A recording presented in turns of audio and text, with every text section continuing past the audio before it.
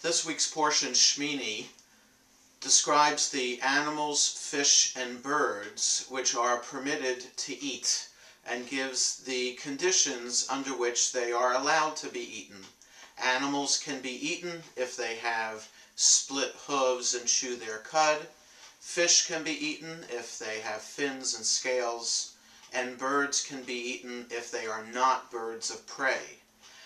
The question that has challenged commentators over the centuries is why? Why some animals, birds and fish, and not others? Some have suggested that it's perhaps for health reasons, or perhaps when it comes to birds, the hunting birds, if we were allowed to eat those, might reflect an attitude about ourselves. Better to be more passive than to be a hunter. There are a variety of homiletic explanations and interpretations of the rules of kashrut. But ultimately, the reason given is that which is in the Torah.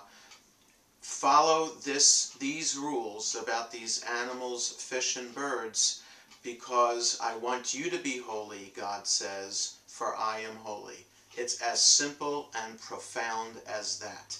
Whatever reason we come up with is beyond reason, because these laws are what are known as chukim. This is a chok, a law given without a reason. We just have to accept, and it tests our faith and loyalty to God. Does this have relevance for us today? Does it make sense in an age where we like to do things because they make sense and are reasonable to do, and because we have control and we have decided on our own what to do?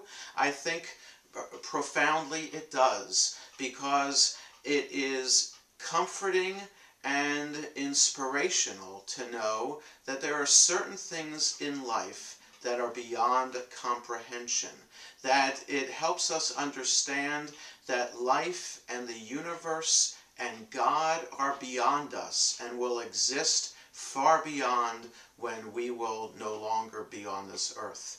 And that keeping kosher helps us understand that sense of eternity to God, and helps us understand that mysterious relationship that we have with God as well.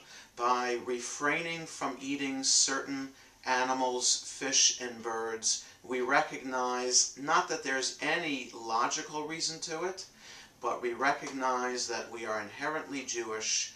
We are inherently then becoming more spiritual and more religious and increasing our sense of identity.